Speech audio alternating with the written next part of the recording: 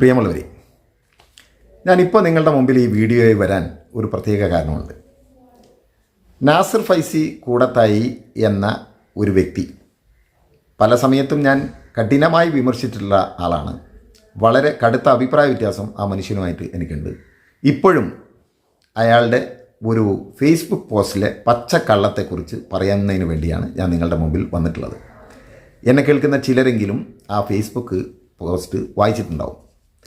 അതിൽ എന്നെ പരാമർശിച്ചുകൊണ്ട് പാണക്കാട് സാദിഖ് അലി തങ്ങളെയും എന്നെയും പരാമർശിച്ചുകൊണ്ട് ചില വാക്കുകൾ അദ്ദേഹം എഴുതിയിട്ടുണ്ട്.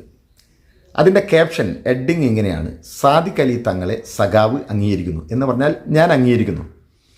അതിൻ്റെ അവസാനം ഇങ്ങനെയാണ്: സംഘപരിവാറിനെ സുഖിപ്പിക്കാൻ പിണറായി സാദിഖ് അലി തങ്ങളെ മതവാദിയാക്കിയാലും തങ്ങളുടെ മതേതരത്വം ജ്വലിച്ചു നിൽക്കും. ആ തങ്ങളുടെ മതേതരത്വം ജ്വലിച്ചു നിൽക്കാൻ എല്ലാവരും തങ്ങൾ അംഗീകരിക്കുന്നുണ്ട്. അതിൽ നാസിർ കൊളായി എന്ന് പറയുന്ന സഖാവും അംഗീകരിക്കുന്നുണ്ട് എന്നാണ് ഇയാൾ പറയുന്നത്.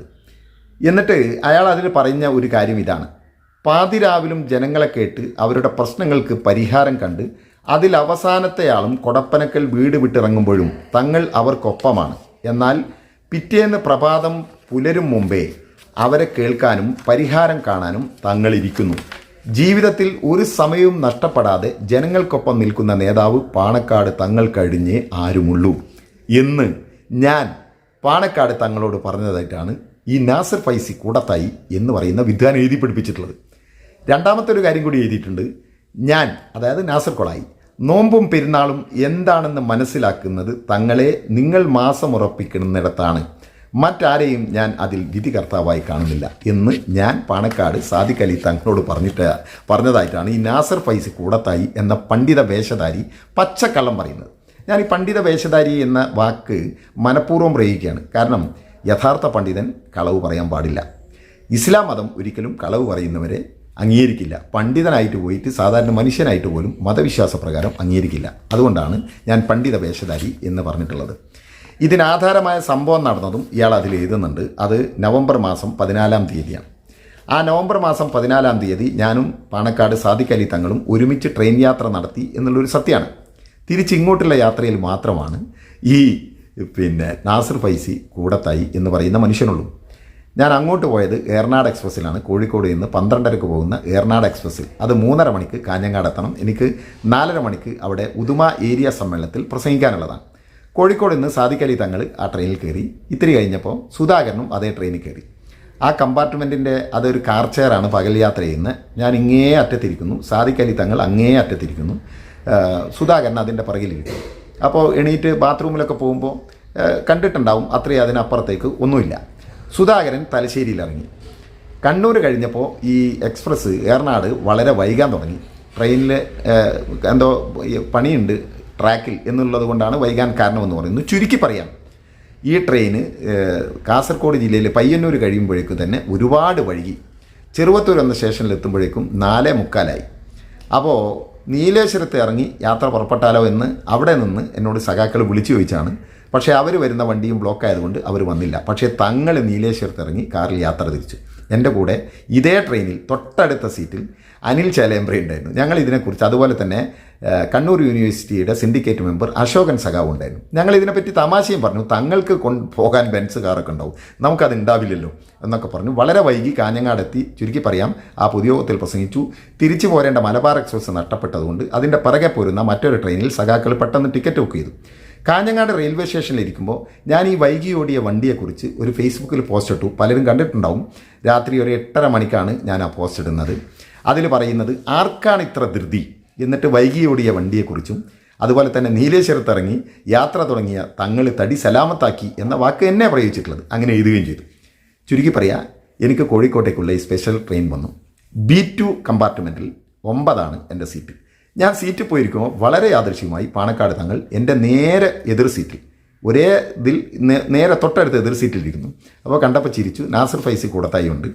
അപ്പോൾ നാസിർ ഫൈസി കൂടത്തായി പറഞ്ഞു, ഇത് നാസിർ കൊളായി ലീഗിനെയും നമ്മളെയും കടുത്ത വിമർശനം നടത്തുന്ന CPMൻ്റെ പ്രഭാഷകനാണ് എന്ന് പറഞ്ഞു. അപ്പോൾ തങ്ങളാണ് സത്യത്തിൽ എന്നോട് സംഭാഷണം തുടക്കം കുറിച്ചത്. തങ്ങൾ പറഞ്ഞു, അങ്ങോട്ട് പോകുമ്പോൾ നമ്മൾ ഒരു ട്രെയിനിൽ ഉണ്ടായിരുന്നു അല്ലേ എന്ന് ചോദിച്ചു. ഞാൻ പറഞ്ഞു, ശരിയാണ്, നമ്മൾ ഒരുമിച്ചുണ്ടായിരുന്നു, നിങ്ങൾ നീലേശ്വരത്ത് ഇറങ്ങി, നിങ്ങൾ കാറ് പോയതിനെക്കുറിച്ച് ഞാനിതാ ഇപ്പോൾ ഫേസ്ബുക്ക് പോസ്റ്റ് ഇട്ടിട്ടുള്ളൂ എന്നൊക്കെ പറഞ്ഞ് തങ്ങൾക്ക് കാണിച്ചു കൊടുക്കുകയും ചെയ്തു. പിന്നെ സ്വാഭാവികമായി തൊട്ടു മുമ്പിലിരിക്കുന്ന ആളുമായി സംസാരിക്കുന്ന രാഷ്ട്രീയക്കാരൻ ഞങ്ങൾ പരിചയപ്പെടുകയും ചെയ്തു. പല കാര്യങ്ങൾ സംസാരിച്ചു.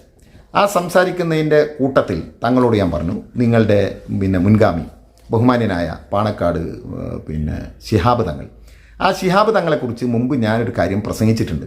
ഞാൻ തങ്ങളോട് ഇത് പറയാനുള്ള കാരണം, തങ്ങളോട് ഞാൻ പറഞ്ഞു, നിങ്ങളെ കടുത്ത വിമർശകനാണ് ഞാൻ. ഇപ്പോൾ നിങ്ങൾക്കറിയാലോ, ഈ അടുത്ത കാലത്ത് തങ്ങളുടെ മത ഡിഗ്രിയെക്കുറിച്ച് പോലും കടുത്ത വിമർശനം ഞാൻ നടത്തി. 1000 പള്ളികളുടെ ഇമാവാകാനുള്ള യോഗ്യത തങ്ങൾക്കുണ്ടോ എന്ന ചോദ്യമൊക്കെ, അതൊക്കെ വീഡിയോ ഉള്ളതാണ്. അപ്പോൾ കടുത്ത വിമർശനം ഞാൻ നിങ്ങളെ നടത്തുന്നവരാണ്. പക്ഷേ നിങ്ങളുടെ മുൻഗാമി പാണക്കാട് സയ്യിദ് മുഹമ്മദ് അലി ശിഹാബ് തങ്ങൾ, അത് തന്നെയാണല്ലോ പിണറായിയും പാലക്കാട് പ്രസംഗിച്ചത്. മുഹമ്മദ് അലി ശിഹാബ് തങ്ങളെ പോലെയല്ല സാദിഖ് അലി തങ്ങൾ പിൻഗാമി. അദ്ദേഹത്തെ പലരും ബഹുമാനപൂർവ്വം കണ്ടിരുന്നു. അതൊന്ന് പറയാൻ, അപ്പോൾ ഈ വിവാദമൊന്നുമില്ല. അപ്പം ഞാൻ പറഞ്ഞു, നിങ്ങളുടെ മുൻഗാമിയായ പാണക്കാട് സയ്യിദ് മുഹമ്മദ് അലി ശിഹാബ് തങ്ങളെക്കുറിച്ച് ഞാനൊരു പ്രസംഗത്തിൽ പറഞ്ഞത് ഇങ്ങനെയാണ്. അതായത് എൻ്റെ വീട്ടിലേക്ക് ഒരു അതിഥി വന്നാൽ ആ അതിഥി തിരിച്ചു പോകുമ്പോൾ അയാൾ വീടിൻ്റെ ഗേറ്റ് കടന്നതിന് ശേഷമേ ഞാൻ വീടിൻ്റെ വാതിലടക്കാറുള്ളൂ.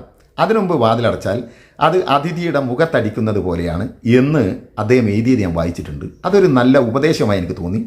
അതൊരു മാതൃകയായി ഞാൻ എൻ്റെ ജീവിതത്തിൽ പിൻപറ്റിയിട്ടുണ്ട് എന്നും തങ്ങളോട് പറഞ്ഞു. സത്യം, ഞാനിപ്പോഴും അത് പിൻപറ്റുന്നുണ്ട്. നല്ല കാര്യമാണല്ലോ, ആര് പറഞ്ഞാലും നമുക്ക് കേൾക്കാവുന്നതാണല്ലോ.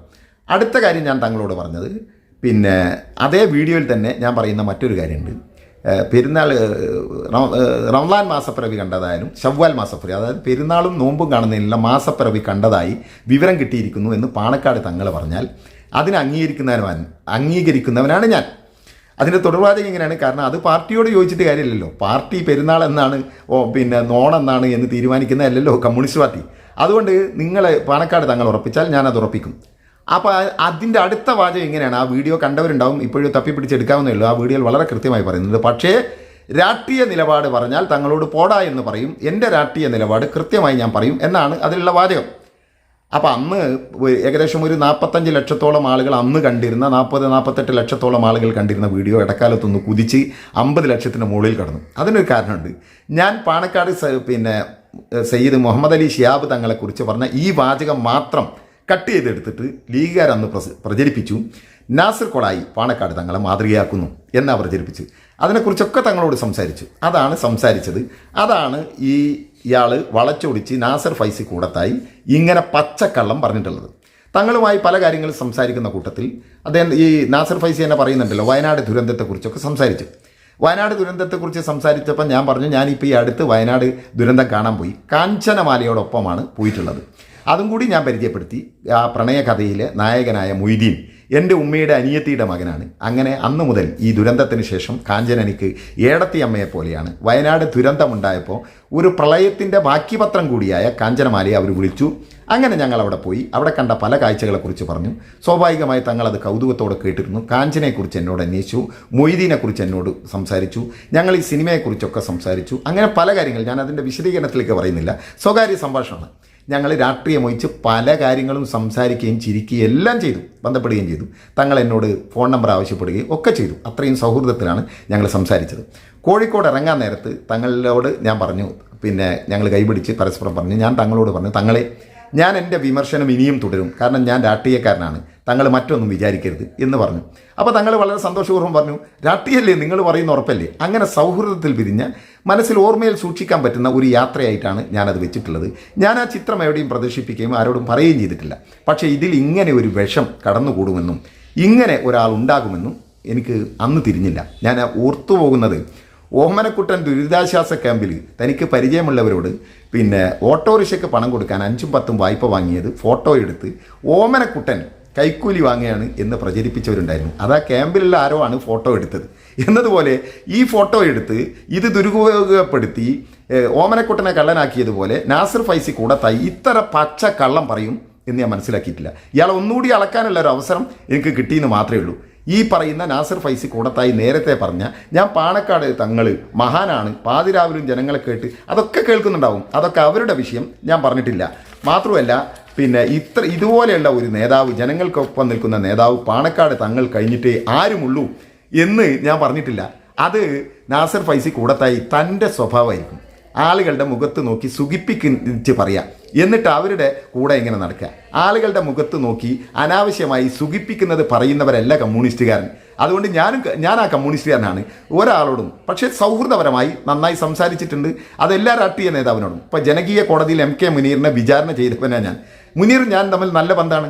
ലീഗിലുള്ള പലരുമായിട്ട് നല്ല സൗഹൃദമാണ്. കോൺഗ്രസ്സിലുള്ള പലരും കെ മുരളീധരൻ്റെ DICയിലൂടെ കോൺഗ്രസ്സിലേക്ക് വന്നാണ്. ഇപ്പോഴും മുരളീധരൻ ഞാൻ തമ്മിൽ കണ്ടാൽ നല്ല പരിചയമാണ്, അതൊക്കെ ഉണ്ടാവും. ലീഗിൽ KM ഷാജി, മുമ്പ് ഞാൻ UDF ആയിരുന്ന കാലത്ത് ഷാജി ലീഗും ഞാൻ കോൺഗ്രസ്സായിട്ട് ഒരുമിച്ച് പ്രസംഗിച്ച ഒരുപാട് കാലത്തെ സൗഹൃദം ഉണ്ടെങ്കിലും KM ഷാജി ഇപ്പോൾ എന്നെ കണ്ടാൽ വഴിമാറി നടന്നു പോകും. അയാളെ മാത്രമേ ഞാൻ വ്യത്യസ്തനായി കണ്ടുള്ളൂ, ബാക്കിയുള്ളവരോടൊക്കെ സൗഹൃദം തുടരുകയാണ്.